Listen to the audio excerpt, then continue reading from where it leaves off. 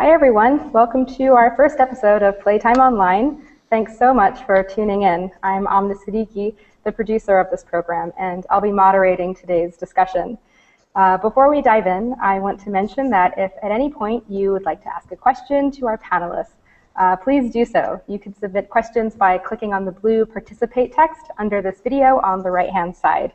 All questions are submitted directly to me, and I'll read them and send them over to our panelists, and we'll spend the last 15 minutes of the webinar answering your questions. So joining us today are 5 panelists. 4 of them are game designers, and 1's an educator. And they'll be discussing the value of games and game-like learning experiences within the classroom. So without further delay, let's meet our speakers. It would be great if everybody could briefly introduce themselves. Arana, would you like to go first? Sure. My name is Arana Shapiro. I'm the co-director of school at Quest to Learn. I work for the Institute of Play, and I really work on just making sure that the school uses gaming principles as effectively as possible in the classroom, and that we stay true to the model of all of the Quest schools. All right. My name is Brendan Trombley. I'm a game designer at the New York City Quest to Learn School. I've been doing it for about 2 years now, and my job is mostly to develop and also facilitate the game-like learning activities. So I do game design, I do visual design, a bit of programming, and so on to make all of those experiences work for the classroom. Grant? Oh, sorry. Hi. My name is Grant Tuman. I am the game designer at Chicago Quest Schools. So I do many things that Brendan talked about, and my more focus is on digital and small lab-based games. Hi, I'm John Murphy. I'm another game designer at Chicago Quest, the Quest School in Chicago. And yeah, just working with teachers and curriculum designers to make game-like learning work in the school. And I, like Brendan, I'm Shula. I work at Quest to Learn in New York City as a game designer. And I work with teachers and curriculum to develop the game-like curriculum and design games that are played in the classroom. Awesome. So I'd like to begin the discussion with a question, which is, what exactly is a game-like learning experience, and how does it manifest within a classroom? This is for anybody. Well, one thing that's interesting about that phrase, game-like learning, I think is important because it doesn't necessarily mean playing a discrete game. Game-like can mean it can take elements of games and apply them to the learning in certain ways. Where, for instance, kids maybe students might be, taking on a specific role or trying to complete a specific challenge, and so those types of things make learning game-like, but not necessarily a game. We also use games, but sometimes we also take a regular learning experience and apply game-like principles to them.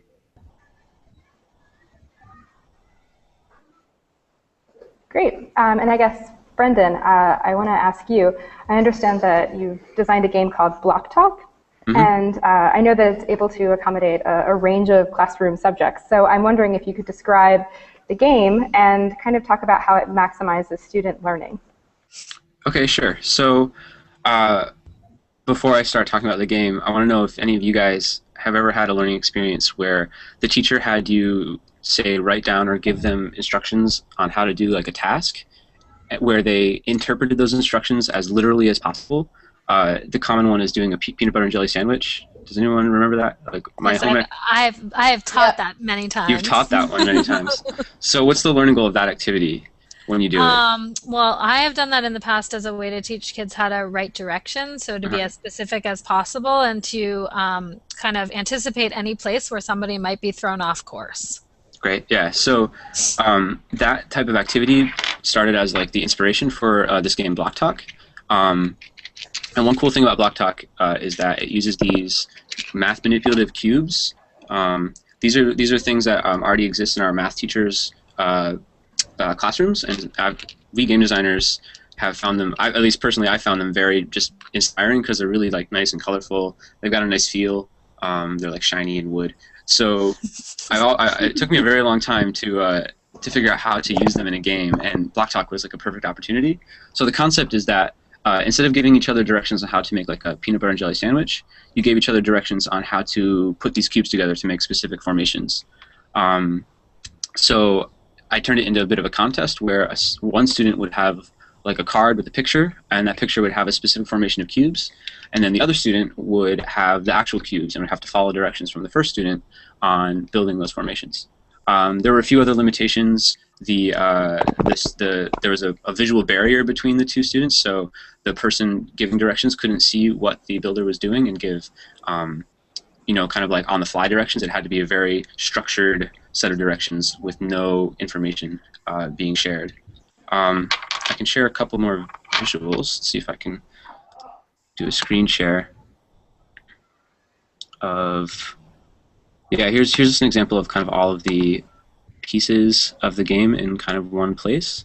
So there were cards, there were blocks, and if you see in the top right there, you've got a card with that specific formation of 2 blues and 3 reds, and then the appropriate formation on top. So if 2 students could collaborate to produce that formation, they would get 1, 2, or 3 points, depending on whether that was easy, medium, or hard card.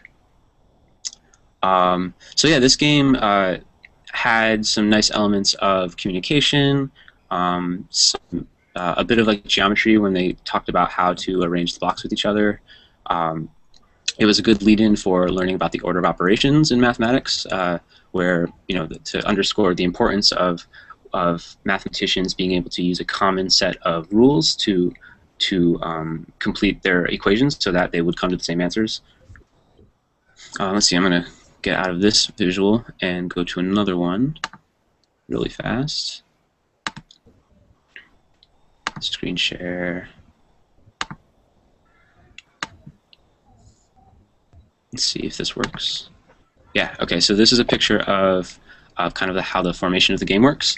So you see that the director at the bottom has a card, the builder at the top has a series of blocks, and then there's a barrier in the middle so that they can't see the card or the blocks, depending on who you are. And then there were 2 other students that were observers, and they were basically waiting for their turn to be the director and the builder, but also making sure that the other 2 players were following the directions appropriately. And so those 2 teams of students were competing with each other. So that kind of made it extra fun to compete with another group of students and see who could get the most points. Oh, sorry. Oh, that's the overview of the game, so perfect lead-in. Oh, okay. What classes has this been used in? Like, what subjects has this? It started off in the 6th grade mathematics course, otherwise known as Code Worlds. And starting this year, several other math teachers wanted to use it in different grades. Shula, do you remember which grades? Yeah, so actually I'm working right now with the Math 9 teacher at Quest to Learn, and she did a really cool thing. First of all, she's having her kids play Block Talk as is, but then she actually modded the game, and she's having the kids also play another version of it where it uses geometry. So they're actually looking at an image that, and then using geometric terms to describe what the other person has to build. So like, you're working in a plane, there are 2 lines, they're parallel to one another, and so she had her kids do both of those versions of the game. And then I also know it's actually been played also in the 6th grade science class, the way things work class as well. And we're actually thinking about borrowing it and using it in our wellness curriculum because of the focus on, it's good practice in like communication and listening skills. Yeah, it also would be really good in a descriptive writing, I would imagine. Just Isn't our BSP 8 teacher using it? That's what I thought I heard. Maybe I'm not sure actually. Okay, yeah, I think we have an English teacher that's planning on using it as well, which is very cool to see a game used in many different contexts. This is a great example of a game that we've made in Mission Lab at Quest to Learn that really does work across different subjects. It's really cool. I think it also demonstrates one of our design goals, which is design with elegance and simplicity, and creating like a complex problem with simple rules. So this sort of spatial communication problem, it just arises very naturally out of the rules, and we don't have to spend a whole lot of time explaining the game to the students. You can very quickly explain it in maybe 5 or 10 minutes and show them sort of the structure of how to arrange their teams, and then boom, they can go for the rest of the period, which is really cool. We're also working on digitizing it, because as you can see that it does use the analog materials of these blocks, and also analog cards. But we have another game designer who focuses on some programming things, and he created a very cool version that can be played on the web and also on an iPad, and I can share that as well. I think it's here. And so here's it uses a nice little JavaScript library that can simulate touch events. So I can just click on a card and see that card, and if I make it go away, it makes new ones come up. So very easily I could put this up on an iPad with just the blocks and just play the game very simply. Add points to my team's score, and so on and so on. Which is cool. It shows that sometimes we start with analog and start making a transition up into more digital tools, depending on what kind of is the best tool for the job. Great. So Brendan, I'm wondering, what's the advantage of having such flexible games like this in classrooms? How does that help forward student learning?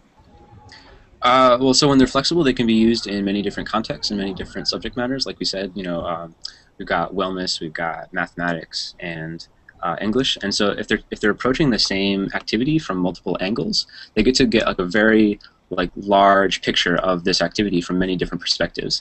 And by putting all those different perspectives together, they can gain a much greater understanding of the challenge at hand. So that's like a really nice benefit of using a game in multiple ways. Nice. So do you think you're looking to design more games like Block Talk that are flexible?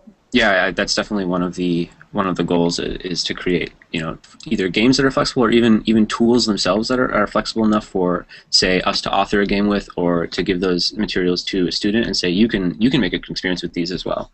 So flexibility in both the games but also the tools. Nice, awesome. Okay.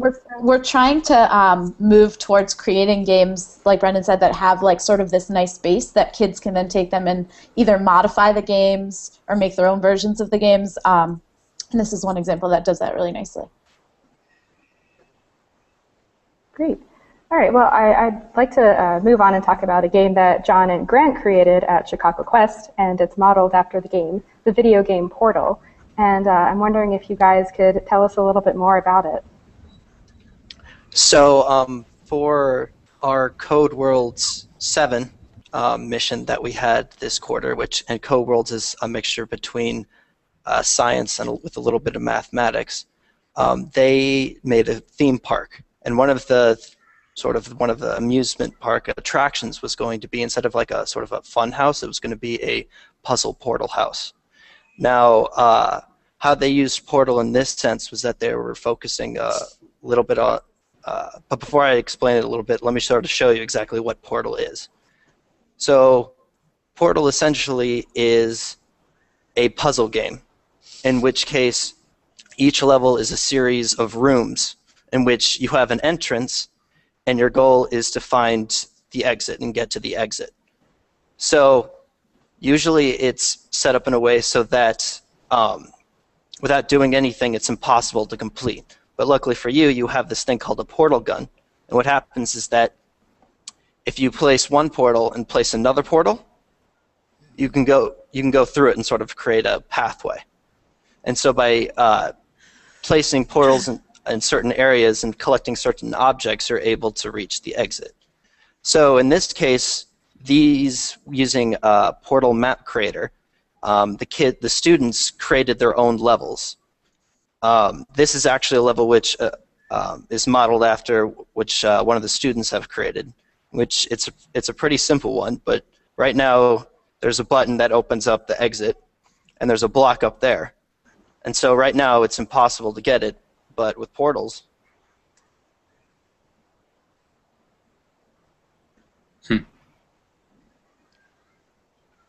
I could pick up and place it down there.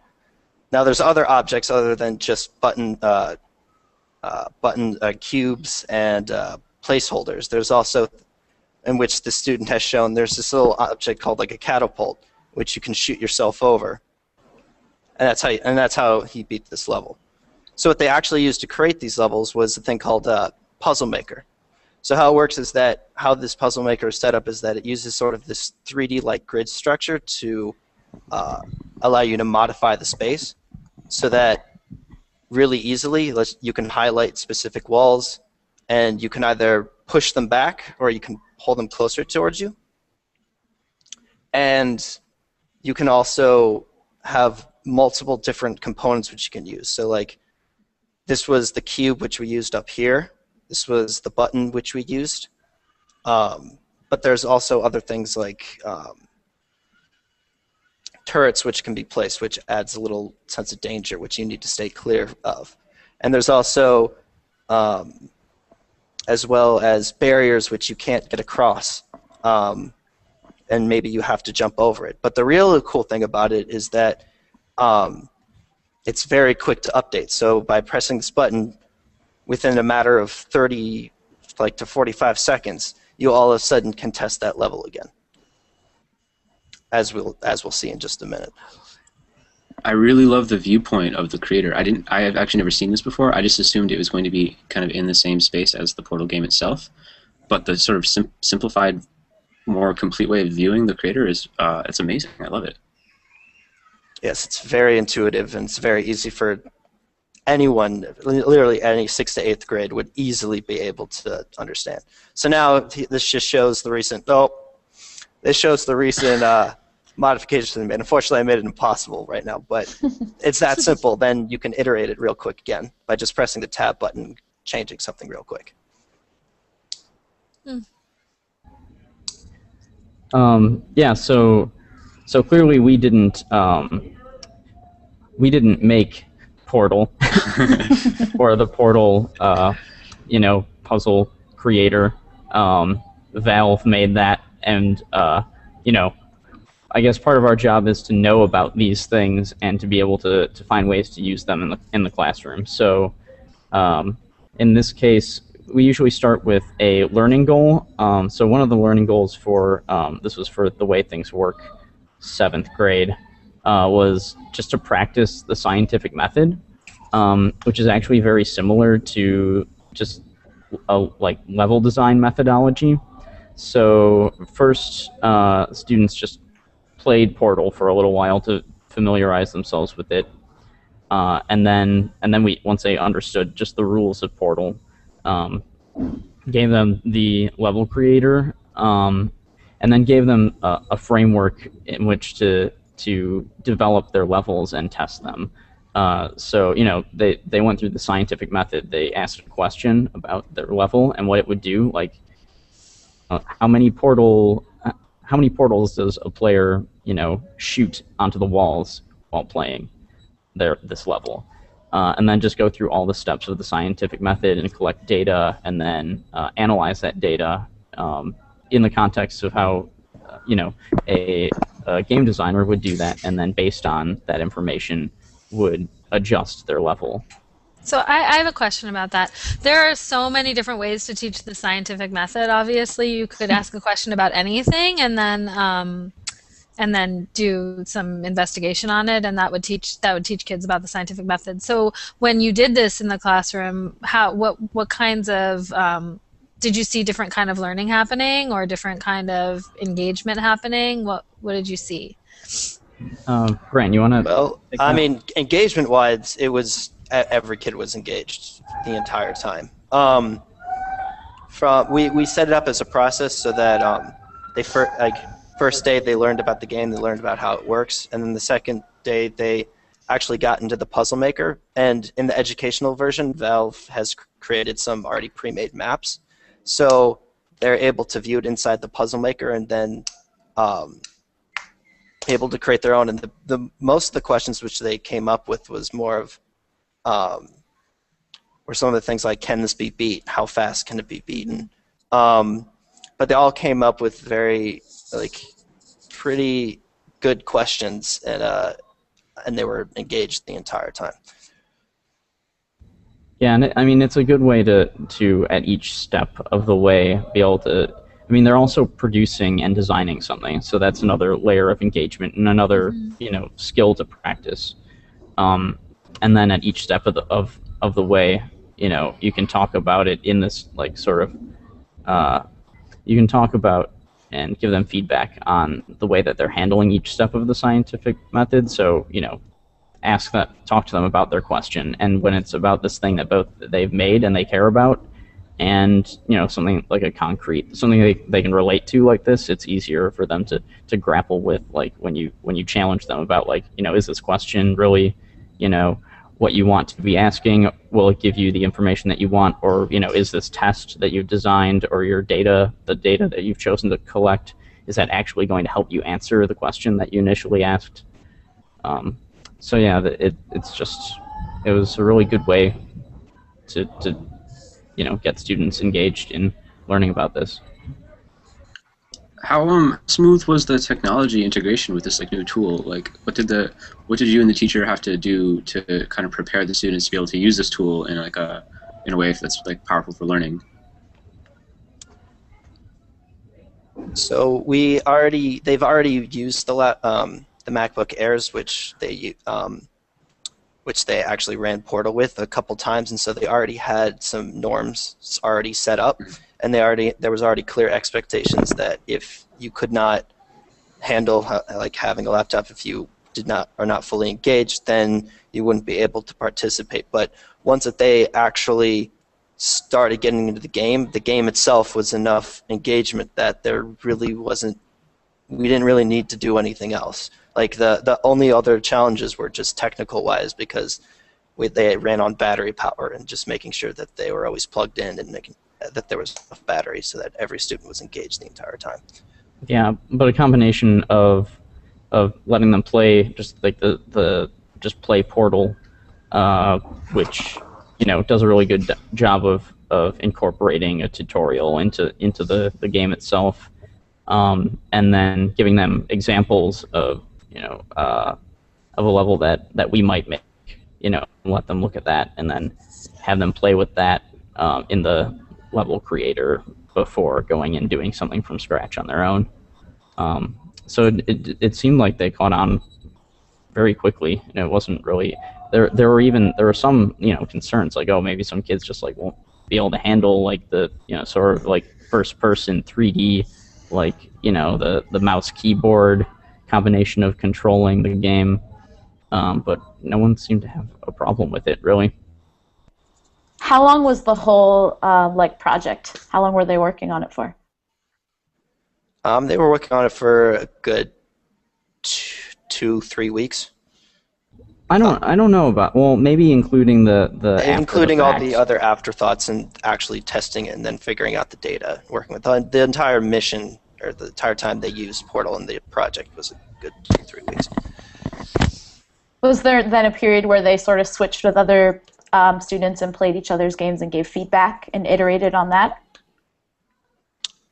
Yes, there was one time in which it wasn't every student played every one, but they sort of got into groups and they all played each other ones, and they were able to give enough feedback, especially because they all knew the question which each student came up with, so then they were able to answer specifically to that question. Got it. So one of it was are you able to beat this in 5 minutes? And they're like, no, we can't. Then that'll help them make a better map. And also some kids are going to catch on quicker than others, and being able to help each other or teach each other how parts of the level creation system work and things like that allowed for not collaboration in both the design of the experiment and then as participants in the actual collection of data after the fact. And in a situation like this, then students are also, so in other situations where they might just learn about the scientific method and then be done with it, they're also gaining kind of communication skills when they have to give feedback to each other on their game, right? And kind of analytical skills when they're analyzing each other's games. So there's more there. It's very interesting. Yeah, totally. Yeah, I definitely hope we get to use the same thing at New York City Quest. Yeah. Great. Super cool. Yeah, no, I love it's an amazing example of taking a pre-existing mainstream title and applying it to a learning situation, which is, I think, John, you said that was another important aspect of what a game designer does with a school. Yeah, definitely. Yeah. In addition to just making things, we're basically trying to find as many like efficient ways to get game-like learning happening as much as possible. So like, sometimes we'll make something new, sometimes we'll take something that exists and then embed it in something else that we're working on, another game or another just like lesson like this, or just use something that's already there. And if it's something that already exists and kids already know about it, then the power of bringing something into the classroom that they are playing outside of the classroom is like, so it's like immeasurable, right? Yes. Yeah, though they get something different out of like when they know that we've made something like for them, that they're engaged on another level. It's different, but yeah. Could you guys maybe identify some attributes of like a digital tool that that make it easier, like more conducive to like a learning environment? Like I can think of things like file management or like permissions and like things like that.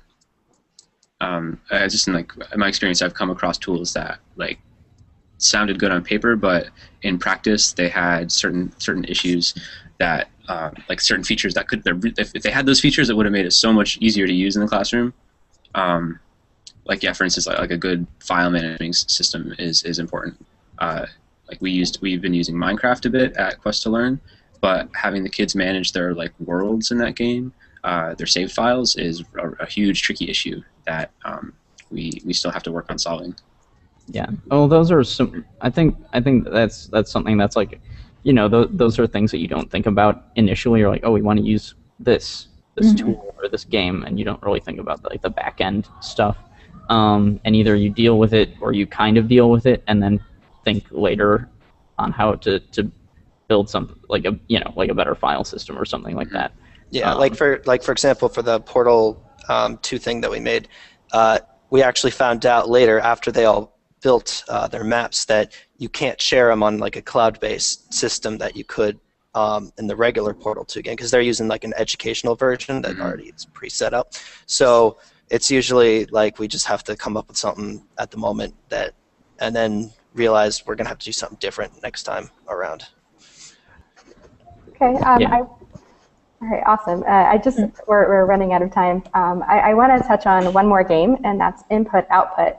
Shula, I think you're the one who designed this game, and I know that you used a very simple piece of software to design it, and I'm wondering if you could just talk about that. Sure. So InputOutput is a game that I designed with the curriculum team for the Code World 8 team, which is our math class at Quest to Learn in New York City. And the game is actually entirely built in Excel. So let me quickly pull up the document. Give me 1 second. Screen share.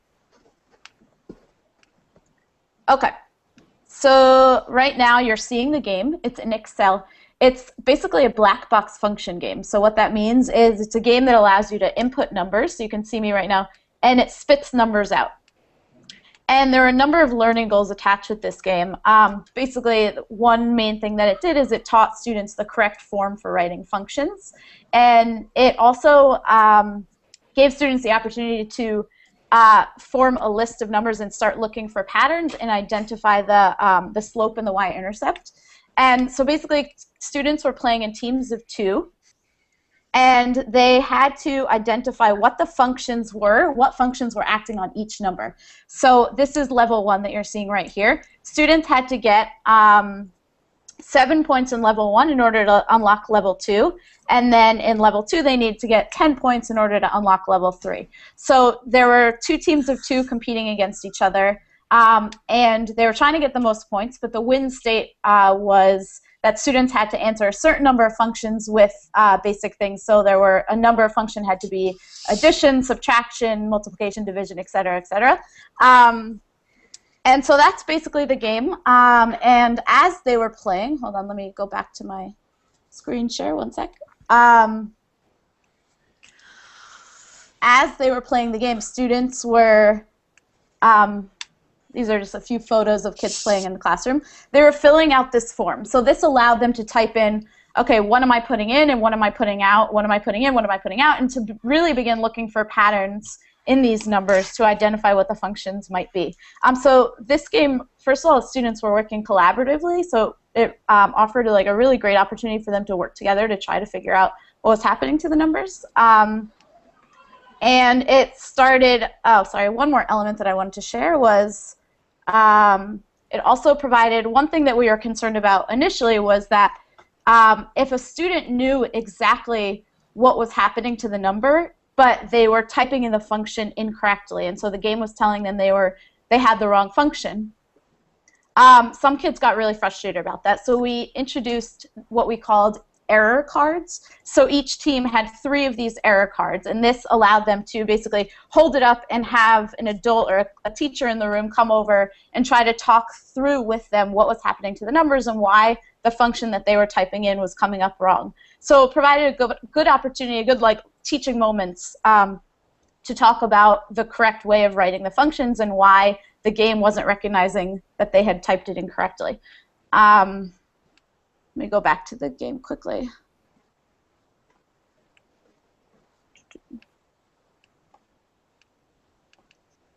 So I'll show you quickly just, actually, why don't you other panelists, any idea what's happening on this first one? Looks like x times 5. Yep, and so how would you write that? Y equals x times 5. Is that like star sign 5? Or the... Well, let's see if that works. It says incorrect. Okay, that's me being a programmer. How about 5x? Let's try 5x. There you go. So now it says correct, and we have 2 points. So let's try. I'll just do a few just so you see what unlocking level 2 looks like. Any ideas what's going on here? Shout it out. Minus 2x. Yep.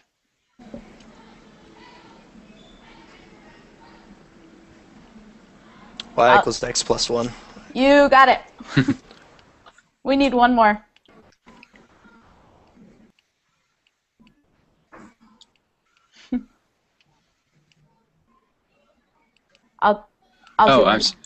Is it minus minus x minus plus 1? Can you go back to 1, please?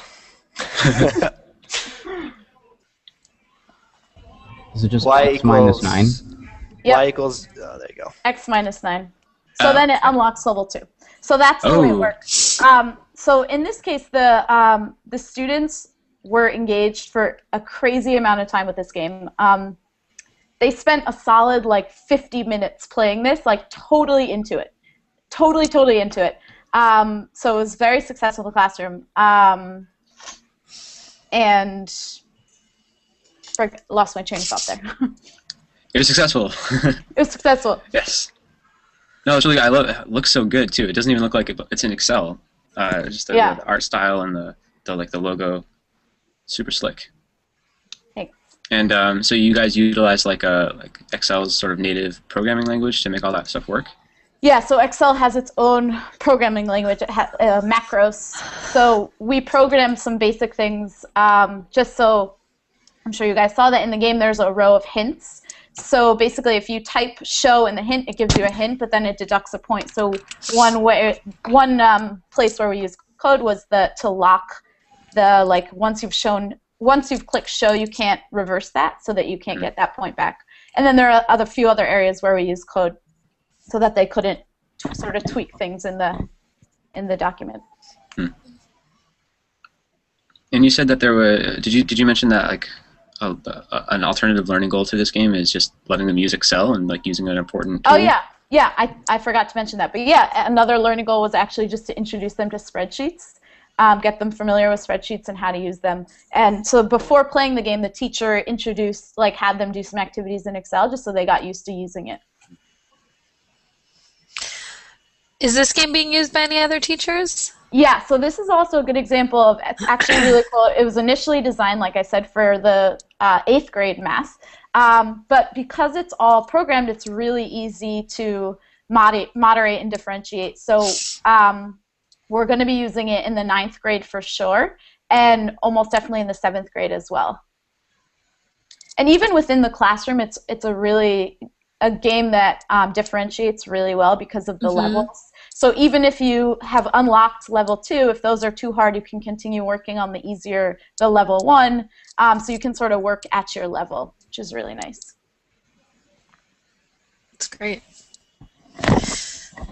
When I taught 2nd grade, I used to crawl into a cardboard box and have kids put a card in, and then I would spit a card out. So it's similar to that game. Similar to that game. You were a black box function game yourself. Exactly.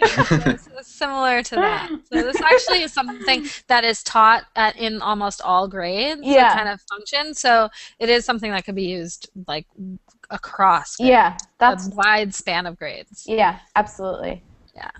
It's really cool. And I mean, we have in the future we hope to move it out of Excel actually, so that it could every time you open it have different functions and more levels and maybe react to how you do as a player. Very cool. Awesome. Well, thanks everyone. I guess now we're going to move on to the Q&A portion. And our first question is from a person named Joe, and he writes, I work at a summer day camp, and we're interested in incorporating game design into our program. In what ways can we adopt strategies for in-school learning and apply them to children at camp? Well, we also do a couple different game design camps ourselves. One of them is called Mobile Quests. I've only been involved with Mobile Quest for a year, but Shula, you've been involved for much longer. Maybe you could talk about what the curriculum is like. Yeah, so Mobile Quest is a week-long summer camp for incoming 6th graders at Quest to Learn. And in a period of a week, we basically do basic intro to game design, and then by the end, the kids actually make their own mobile games. But we start out very basic. We start out with kids modifying very simple games that they are familiar with. So we'll start by, maybe modding Simon Says or modding Red Light, Green Light. And after, of course, we've taught the very basic elements of the game. And then from that point, we sort of get increasingly more difficult. So then we'll have them design a game from scratch, but we'll give them like sort of pieces to work with. So we might give them a hula hoop, a jump rope, and a card that says jumping, and we might say, like, make a game using these elements that incorporates jumping. And so we sort of work our way up to, eventually we use a platform called Eris to design locative mobile games. And so that's kind of interesting that you teach them game design first without even having them touch a computer. Like, it takes quite a while, right? So they're just... Yeah, absolutely. I think that's kind of important, is to let them design in an environment in which they can make like a prototype of their game, play it in a test, and then very quickly make changes to it, and then try it again. So by kind of eliminating like a highly technical skill involved with the creation of the game, you sort of get that iteration process much faster and get them learning how to design and how to test and how to sort of empathize with your audience. Yeah. That's definitely an in-school strategy that we've developed in the school also. Like, that seems to be our method for teaching game design within our curriculum, that you start with these kind of offline games and games that kids are really familiar with. So that's an easily adoptable strategy. Yeah. And this year, actually, in the past, we always had kids make their own board games. But when we did that activity, it turned out that kids were way into like drawing the board and the art, that they didn't focus on the actual game design. So we actually moved away from that activity to more simple activities that really allow for them to focus on the game design and the iterative design process. Great. So there's another question, and this one's coming from Rebecca, and she asks, how do you plan to embed making art into the curriculum?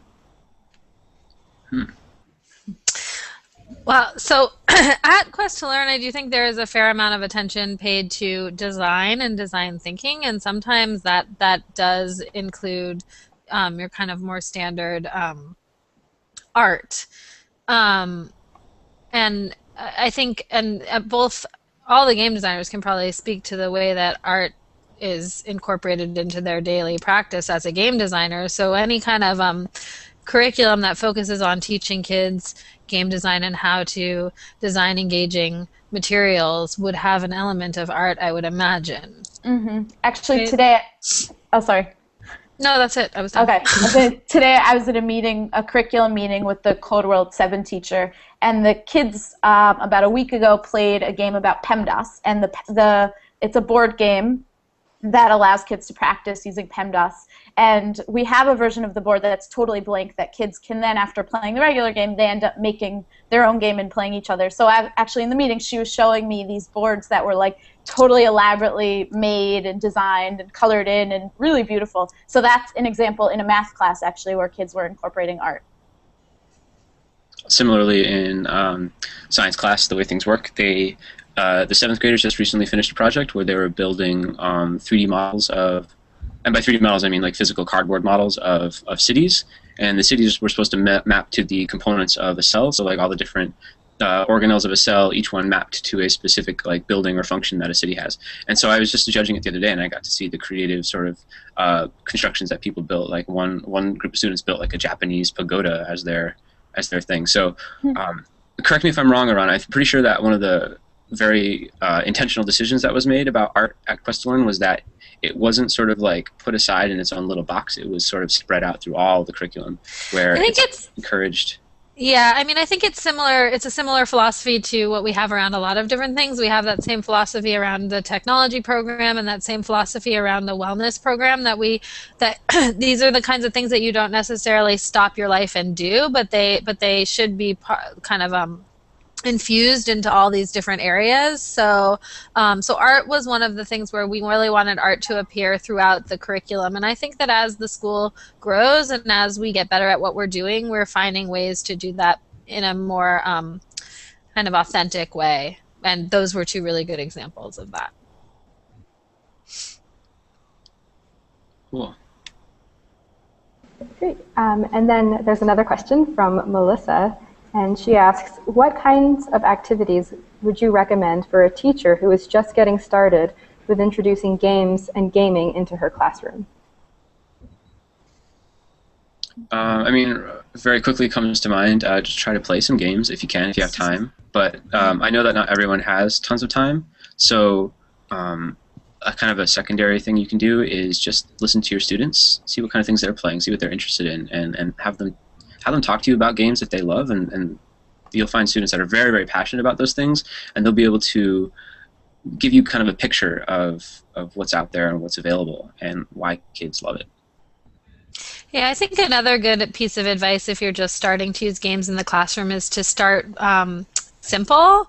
I think Brendan actually talked about one of our design principles when we're designing games, which is for designing for simplicity and elegance. That's what you. That's how you, right, Brendan? Yeah. And Exactly. and actually, when we started, that wasn't a principle that we laid out at the beginning. That was a principle that we learned after making mistakes and making things too complicated, and when it moves to the too complicated end of things, it ends up getting in the way of the learning. So there is this kind of sweet spot where you're able to find the simplicity, and so I would say that a really good piece of advice would be to start simply and really see how students respond to the simple things before you start to move into more complicated gaming. And you can model your Gamelike Learning after the simplest games that already are out there. We had one of our first year teachers this year. She teaches Spanish to the 8th and 9th graders. She did an activity where they made memory cards. So they just matched up a picture of a picture of a thing with the Spanish word, and that's how they played memory. And the kids created those cards themselves and played the game with that. And so it was once again a very simple, elegant kind of game-like solution. And it was one of the first things that she had done that was very game-like this year. So it was a very nice transition for her, a very nice learning moment for the teacher as well as the students.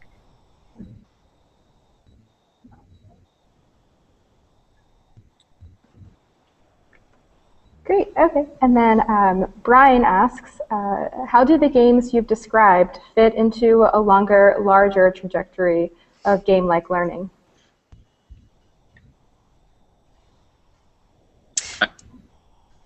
Go ahead. No. Well, I mean, you can speak specifically to how those specific games fit into the longer trajectory, but in general, I mean, we started off this conversation talking about the idea of game-like learning, and we at the Quest schools, we do differentiate between this kind of game-like learning and games. And so the games that were described here today are games that are played in the curriculum, but they're played in service of some kind of skill that the students may be struggling with, or as the teacher anticipates may be a harder piece of information for students to learn. So if there is something specific that we think that students will benefit from the play of a single game, then we'll work on that. The game designers, curriculum developers, teachers will work on that to bring that into the curriculum. But those sit within a larger game-like context. And that larger context, that larger trajectory is more about these kind of complex problem spaces that we're asking kids to step into to work in these on these ongoing challenges and that build on each other, that are sequenced, that ask kids to take on roles, that drop kids into immersive spaces, these things that Brendan was talking about at the beginning.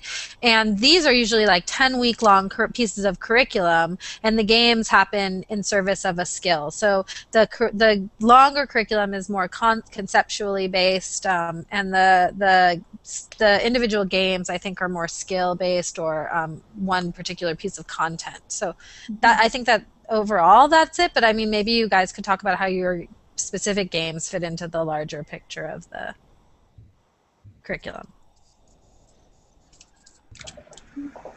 Someone else want to take it? I feel like I've been taking a lot of these. This one, narrative-wise, doesn't necessarily fit into the larger trajectory. I don't know if this is a great example for that, actually. I think for ours, for the portal activity, I mean, clearly, like, you know, learning about and like really getting like a handle on doing the scientific method is like, you know, somewhere near the beginning of a longer trajectory of using that. I'm not sure, like, so that could lead. I feel like in general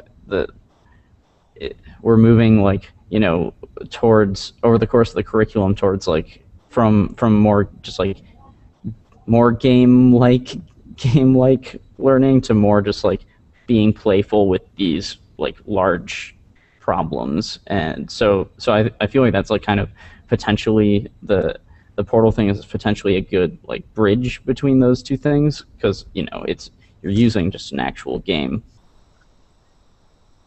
Great. So we have another question from Solomon. Fine. Solomon asks, is there an age limit for kids to use gamified learning technologies in schools, and that perhaps maybe at some age it's better to move to lectures and some classic way of teaching? I think that question has a bit of a misconception that we use only game-like learning technologies in our curriculum. At all the ages that we teach, we still use traditional learning techniques when they're appropriate, and we enhance them with the game-like learning. So the kids are still doing lectures and other classic things, but they're sort of embedded within like a larger context of game-like learning. Yeah, and I think more important to this question than whether or not they move to lectures or a classic way of teaching is being really appropriate for the age of the child. So in you know, in 6th grade, that's our youngest grade in Quest. In 6th grade, you know, you may have some really kind of make-believe games or some more childish games that kids are playing, and they really enjoy them. And I think and the game-like context is more appropriate for a 6th grader. I think that if we're good at our job, we're being very responsive to kids as they grow up. So situations may become more real world. They're doing more kind of service learning, and as they get older, and we're learning about that now as we move into a high school model, that we need to stay appropriate for the age of the kids. But I don't know that necessarily means they need to be listening to a lecture. I mean, I'm in graduate school, and the lecture format doesn't necessarily work for me. So I don't know that I think that a lecture means that we need to the lecture is the goal. I think it's just staying very true to what's appropriate for a child at the age that they are. Well, essentially, also, I think like the older they get, also keeping the aspects of like not necessarily that they're playing a role of some sort, and like by like sort of feeling that you have a job to do in whatever you're trying to learn, like some sort of outside of okay, I'm just learning these things, having some sort of extra reasoning for even if it's artificial reason to why you want to learn those things is. Would be more helpful, I think, instead of it, because it gives you a much more personal experience. Right. We actually call that providing the students with a need to know, making the learning relevant to them, so that they're learning it. They want to learn it in order to, for example, solve a challenge or something. Right, and the need to know is another thing. Making sure that there is a need to know within the curriculum is just another way of actually making the learning game-like. So when you're playing a game, there is a reason why you need to learn something. It's the same thing. So the elements of gaming that appear in the curriculum can be as simple as that. Right. And I feel like at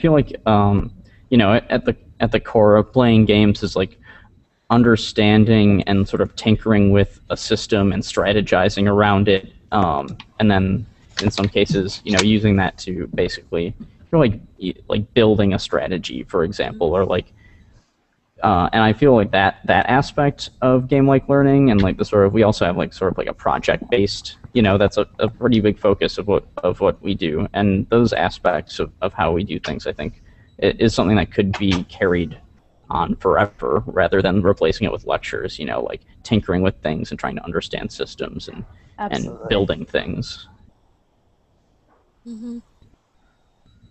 Awesome. Okay, so we have another question, and this one comes from Gordon, who asks, do you think there is a place for games in the curriculum for those with learning disabilities? If so, could those games have a rehabilitative aspect to them?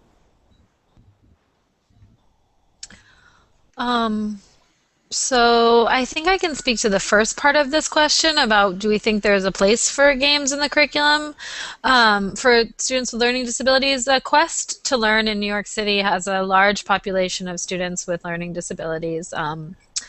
They range from very mild to more on the severe side, and they absolutely are. The kids are very engaged, and the games are very beneficial to helping kids learn the content, I think, in a way that's a little bit more relevant and a little bit an alternative way of learning it.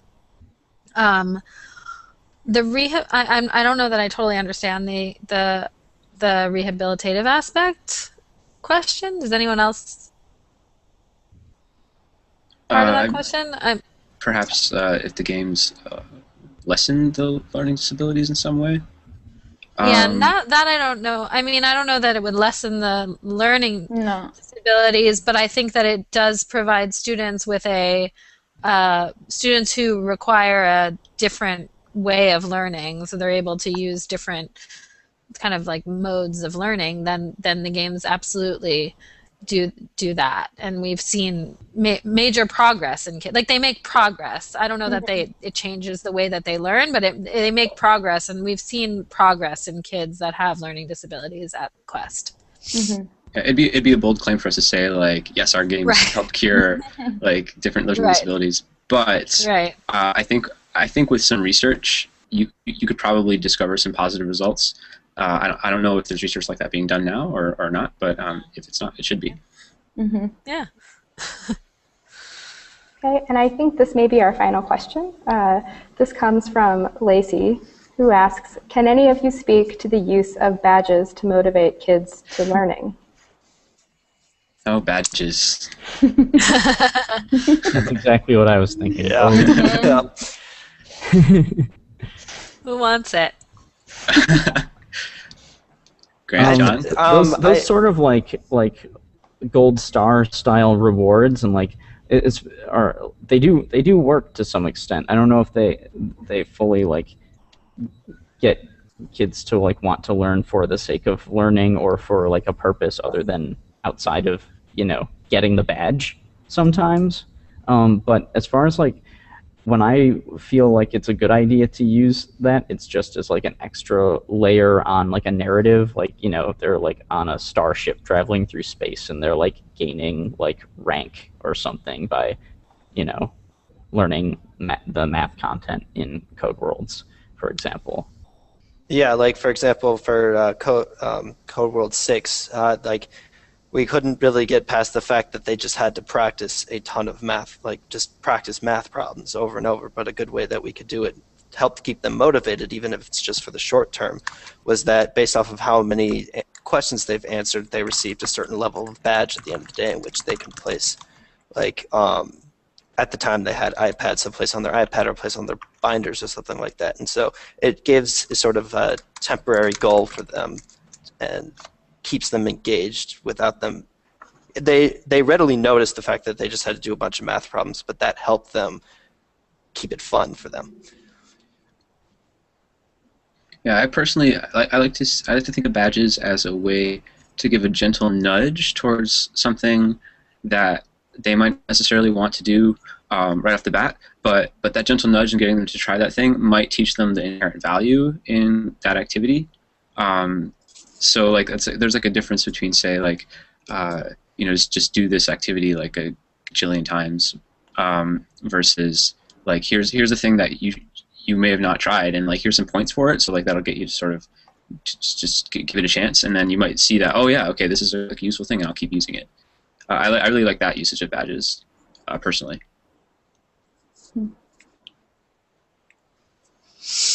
And of course, they're also a nice indicator of mastery. Like if you can create a badge that has a lot of different components, and therefore that badge like literally means that I've mastered this skill or this piece of knowledge, and then someone can display that to the rest of their classmates. That's of course like a nice moment of pride for them to be able to sort of differentiate their own skill levels, their own masteries. Awesome. And if used ideally, like that could potentially lead to creating that sort of learning community where you've got this badge and it's somehow displayed to everyone else. They know you're good at this thing. They can go ask you for help. Mm-hmm. Mm-hmm. Awesome. Well, we are out of time. I would like to thank everyone for joining us this afternoon. If you'd like to continue the discussion, we'll be opening up the comment section at the bottom of this page right after this broadcast. So thank you very much, everyone, for tuning in, and have a wonderful evening. All right, thank you. Bye, everyone. Bye. Bye, everyone. Bye. Thank you.